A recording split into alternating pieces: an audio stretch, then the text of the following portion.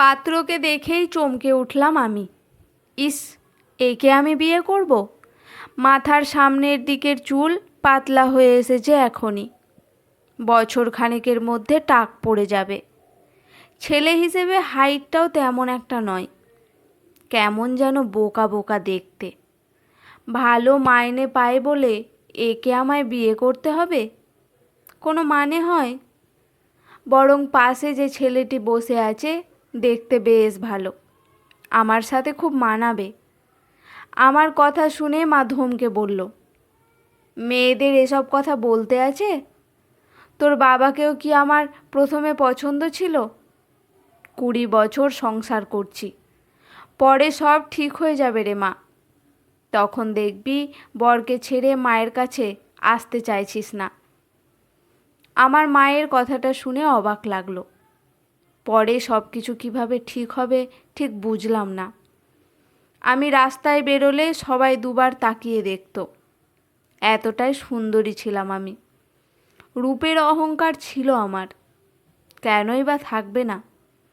অনুষ্ঠান বাড়ি গেলে ফটোগ্রাফারদের লাইন পড়ে যেত।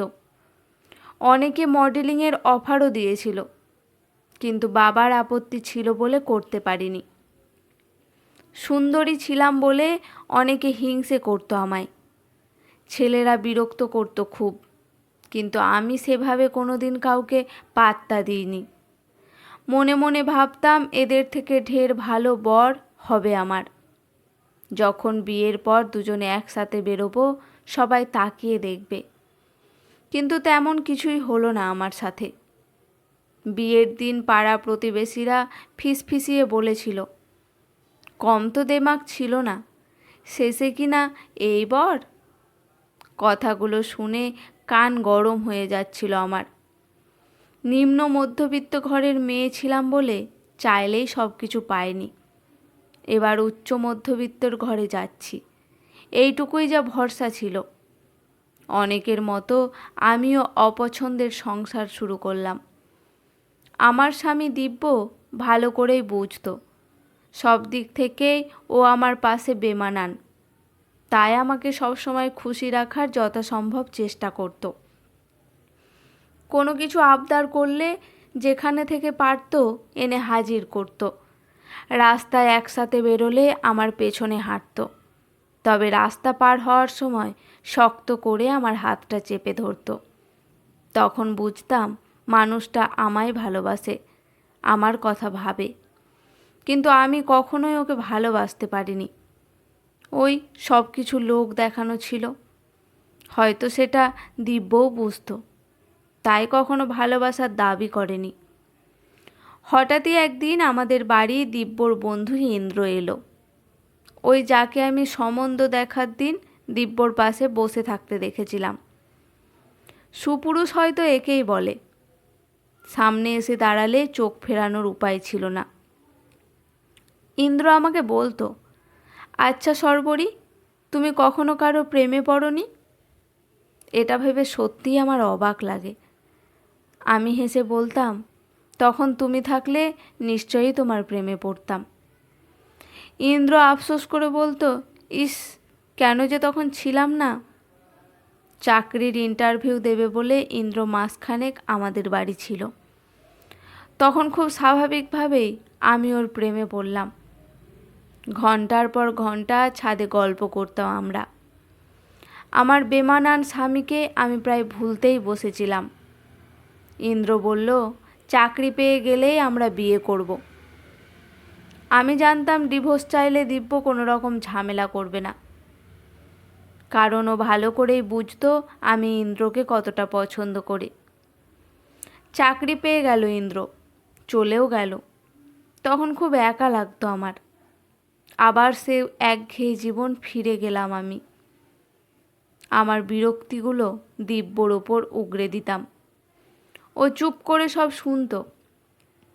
মাঝে একবার বলেছিল, সর্বরী, আমার সাথে সমুদ্র দেখতে যাবে? আমি ঝাঁঝিয়ে উঠে বলেছিলাম, তোমার ইচ্ছে করলে তুমি যাও। ইন্দ্র একদিন ফোন করে বলল দেখা করতে চায় আমার সাথে। বিয়ের ব্যাপারটা ফাইনাল করে ফেলতে হবে তো, সেই জন্য। আনন্দে নেচে উঠলাম। তাহলে সত্যি ইন্দ্র ভোলেনি আমায়? সত্যিকারের ভালোবাসা হয়তো একেই বলে। এতদিনে এই অভিশপ্ত জীবন থেকে মুক্তি পাবো আমি। ঠাকুরমা ছোটবেলায় বলতো, লাল টুকটুকে বর হবে তোর দিদি ভাই। এবার তাহলে ঠাকুরমার কথাই সত্যি হবে। বাড়িতে এসব বললে অশান্তি হবে, তাই ঠিক করলাম সব পরেই বলবো। মায়ের কাছে দিব্য ভগবানের অপেক্ষা কোনো অংশে কম ছিল না। এত শিক্ষিত হয়েও এত বিনয়ী নাকি লাখে একটা মেলে। কিন্তু আমার সাপ কথা, আগে দর্শনধারী, পরে গুণ বিচারী। বিকেল 4টা নাগাদ কফি শপে দেখা করব আমরা। সেদিন ছিল রবিবার। দিব্য সকালে সোফায় বসে কাগজ পড়ছিল। আমি বললাম বান্ধবীর সাথে দেখা করতে যাব বিকেলে, তাই তাড়াতাড়ি রান্না সারতে হবে আমায়। দিব্য মুখ থেকে কাগজ নামিয়ে বলল, তুমি যে কাল বললে ওভেনে ঠিকঠাক কাজ করছে না, তাই আমি বলি কি একটা মেকানিক নিয়ে আসি, তারপর রান্না করো। এখন গ্যাসে হাত না দেওয়াই ভালো। আমি বারবার ঘড়ি দেখছিলাম। উফ, কখন যে 4টে বাজবে। বিরক্ত হয়ে বললাম, তুমি কখন লোক ডাকবে সেই আশায় হাঁ করে বসে থাকি। আমি আর কি করব? আমাকে তাড়াতাড়ি রান্না সেরে বেরোতে হবে, তাই এখন এসব লোক ডাকাডাকির ঝামেলা করো না। আমার মেজাজ দেখে দিব্য আর কথা বাড়ালো না। লাইটার দিয়ে গ্যাস ধরাতেই বার্নার থেকে আগুনের লেলিহান শিখা ঝলসে দিল আমায়। শুধু মনে হচ্ছিল মুখটা পুড়ে খাক হয়ে যাচ্ছে আমার। দিব্য পেছন থেকে টেনে সরিয়ে এনে আমার প্রাণ বাঁচালো। তবে আমার মুখ পুড়ল। যে রূপ নিয়ে এত গর্ব ছিল আমার, আগুনে পুড়ে ছাই হলো। দিন 15 পর কথা বলার মতো অবস্থায় এলাম। আয়নায় নিজের মুখটা দেখে ভয়ে আঁতকে উঠেছিলাম। দিব্যর কাছে শুনেছিলাম ইন্দ্র নাকি একদিন আমায় দেখতে এসেছিল, তারপর আর কখনো আসেনি। আমার ভালোবাসার মানুষ, যাকে চোখ বন্ধ করে ভরসা করেছিলাম, সে আমার পোড়া মুখ দেখে পালিয়ে গেল। প্রথমে খুব রাগ হয়েছিল ইন্দ্রের ওপর, কিন্তু পরে মনে হয়েছিল ও তো ভুল কিছু করেনি। আমিও তো ওর রূপ দেখেই ওকে ভালোবেসেছিলাম। ভেতরের মনটা তো কখনো পড়তে চাইনি। তাহলে কি আর দিব্যকে ছেড়ে ওর কাছে যেতে চাইতাম? যে মানুষটাকে সবসময় তুচ্ছ তাচ্ছিল্য করেছি, সে কিন্তু আজও আমায় ছেড়ে কোথাও যায়নি। রাস্তা পারাপারের সময় আগের মতোই শক্ত করে আমার হাতটা চেপে ধরে, যদিও আজ আমি বেমানানোর পাশে।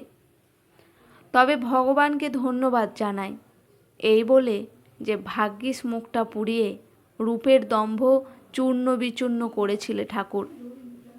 তা না হলে দিব্যর যে কত সুন্দর একটা মন আছে সেটা। দিব্য আমায় সমুদ্র দেখাতে নিয়ে যাবে বলেছে। সামনের সপ্তাহে পুরী যাচ্ছি আমরা। ওকে জড়িয়ে ধরে বলেছিলাম, ক্ষমা করে দিও আমায়, অনেক কষ্ট দিয়েছি তোমাকে। দিব্য বলেছিল, যত রাগ অভিমান কষ্ট আছে সব সাগরে ভাসিয়ে দিও। আজকের গল্পটি এখানেই সমাপ্ত। গল্পটি কেমন লাগলো অবশ্যই কমেন্ট করে জানাবেন। ভালো লাগলে পাশে থাকবেন।